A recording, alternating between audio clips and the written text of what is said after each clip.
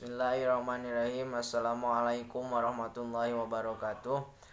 Alhamdulillah Rabbil alamin wa bihi nasta'in wa ala umuri dunya waddin. Wassalatu wassalamu ala asrafil anbiya'i wal mursalin wa ala alihi wa sahbihi ajmain. Yang saya hormati Bapak sekaligus dosen pembimbing saya, tak luput yang saya banggakan teman-teman saudara-saudari seperjuangan sekampus saya. Alhamdulillah pada kesempatan kali ini saya akan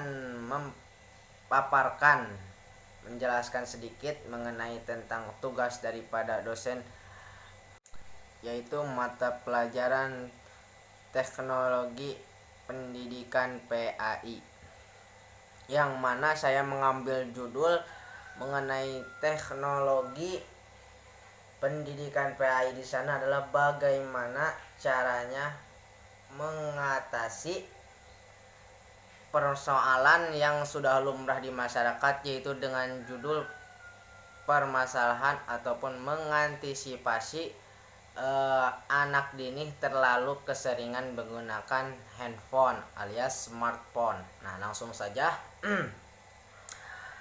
Hal yang paling pertama, langsung to the point, inti saja. Hal yang paling pertama adalah jadilah contoh yang baik untuk anak. Maksudnya begini, yang namanya anak tidak akan lepas daripada genggaman kedua orang tua. Kalau ada orang tua, kalaupun tidak ada orang tua mungkin walinya. Nah, apapun siapapun yang menjadi seorang pendidik terhadap anak, hendaklah memberikan contoh yang baik. Misalkan kita memberikan contoh yang baik dalam artian kalau memang anak tersebut menggunakan smartphone tersebut untuk kepentingan sekolah, untuk belajar, untuk mencari pengetahuan, keilmuan dan lain sebagainya yang sifatnya bermanfaat buat dirinya, maka diperbolehkan. Namun gimana kalau persoalan tersebut seperti anak yang suka keseringan menggunakan handphone tanpa terkecuali, suka keseringan main game, kurangnya memanfaatkan. Nah, maka di sini figur kedua orang tua ataupun pendidik di sana hendaklah memberikan contoh yang baik, misalkan mengambil handphone secara baik-baik dan memberikan penjelasan penerangan ataupun akibat dampak keseringan menggunakan handphone. Nah, itu akan menjadi timbal balik pemikiran bagi seorang anak untuk melakukan tindakan-tindakan yang sudah terlanjur dia gunakan. Misalkan dia keseringan menggunakan handphone. Nah, jadi kalau anak tersebut dipantau, diperhatikan, maka itu akan membuat anak itu nyaman. Arti nyaman di sana karena anak merasa diperhatikan dan juga diberikan contoh-contoh yang baik. Nah, jadi hal yang paling pertama menurut saya adalah dengan cara menjadi contoh yang baik. Kita sebagai orang tua jangan terlalu juga keseringan menggunakan handphone. Usahakan ketika berdekatan ataupun bertatap muka dengan anak, itu hendaknya handphone itu harus disimpan kalau memang sekiranya bisa mendukung. Nah, itu yang pertama. Lanjut untuk yang kedua.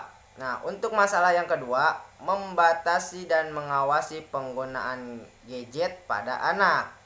Kalau seumpamanya dengan COVID-19 saat ini, pasti semua orang berpikiran yang namanya peserta didik ataupun seorang siswa-siswi, anak-anak Bapak Ibu sekalian pasti tahu yang namanya handphone untuk keperluan anak berbasis daring. Nah, menurut saya silahkan, itu kebijakan yang bagus karena keadaannya darurat. Namun untuk di sisi lain, kita juga sebagai orang tua harus tahu, harus bisa bagaimana waktu belajar ya dipakai untuk bergunakan untuk belajar. Waktunya untuk beristirahat diperuntukkan untuk istirahat. Nah, jadi di sini dikatakan batasilah dan awasilah pengguna anak tersebut terutama smartphone. Jadi kalau memang di sana belajar pasti ada batasan. Misalkan mulai belajar online itu biasanya untuk tingkat SD, SMP dan SMA biasanya dari jam setengah 9 sampai jam 12, ataupun pasti ada rehat ataupun istirahat lah. Jadi istirahat di sana kan bisa membuat si anak itu mulai ya konsentrasinya mulai kembali lagi pulih itu kan. Jangan terlalu mentang-mentang sekarang sekolah berbasis daring, anak dibiarkan saja. Awas, karena yang tadi juga yang kedua harus membatasi juga mengawasi. Kita harus membatasi, dan yang kedua kita harus juga mengawasi. Makanya sebagai orang tua kita juga bukan menyepelekan anak untuk belajar, tapi kita sebagai orang tua harus bisa memantau itu handphone digunakan untuk apa, kemana, dan bagaimana. Nah itulah ciri orang tua yang menginginkan mengantisipasi ataupun cara mengantisipasi agar anak tidak terlalu keseringan menggunakan handphone. Yang pertama tadi yaitu jadilah figur orang tua yang baik bagi anak. Yang kedua, selalu memperhatikan waktu dan pengawas. Jadi diawasi waktu, diawasi. Nah, itu yang kedua. Lalu untuk yang ketiga, untuk cara mengantisipasi minimalisir penggunaan smartphone untuk anak, yaitu tetapkan wilayah bebas gadget di rumah. Nah, misalkan begini. Untuk wilayah rumah, kita bahas rumah saja lah, karena keadaan Covid kan pasti kebanyakan anak-anak sekolah pasti di rumah. Misalkan anak boleh megang HP di ruang tamu dengan catatan ada handphone, ada tulisan, ada buku. Biarkan kita sebagai orang tua memberikan waktu, karena guru juga sudah menentukan waktu yang sudah ditentukan. Orang tua yang tadi poin kedua yaitu mengawasi. Nah, jadi di sana mengawasi itu memantau lah pergerakan anak, permainan anak, biarpun sekalipun orang tua secara pribadi tidak tahu, tapi ketika orang tua mau memperhatikan, setidaknya anak akan berpikir dua kali untuk bermacam-macam, terutama bermacam-macam di bidang smartphone sendiri. Nah, untuk selanjutnya yang kelima, yang terakhir. Poin yang terakhir yaitu poin kelima, beritahu anak bahwa bahayanya menggunakan gadget terlalu lama. Nah, ini kalau kita sebagai orang tua memberikan penjelasan secara baik, memberikan penjelasan dengan sifat yang lembut, tanpa ada sifat yang ya amarah lah gitu kan, dan lain sebagainya. Nah, itu akan membuat anak semakin dekat, semakin nyaman. Nah, setelah anak mulai nyaman, mulai dekat, kita cobalah masuk ke ranah bahwasanya dampak gitu.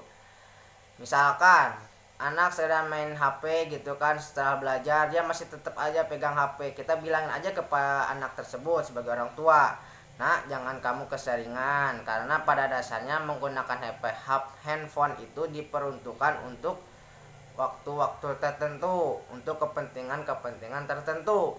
Yang pertama, kita bisa menakuti kalau kita keseringan memegang HP, yang cepat rusak itu adalah handphone. Kalau handphone sudah rusak, nah nanti bagaimana kita membeli lagi gitu kan?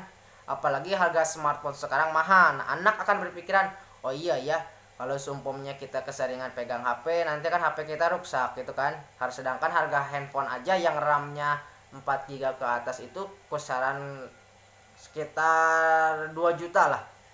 Jadi anak akan berpikir, oh iya ya, kalau memang kita keseringan pegang HP, apalagi dipakai games, pasti dampaknya HP itu akan mudah rusak. Nah, itu yang pertama, bisa kan menjadi pertimbangan anak buat menakut-nakuti si anak. Yang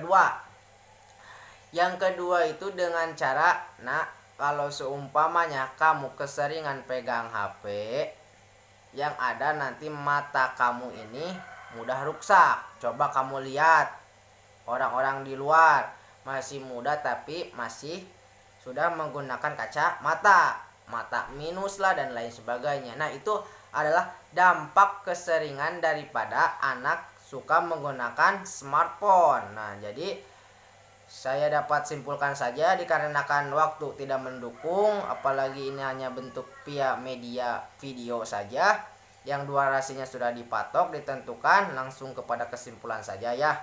Mungkin itu saja.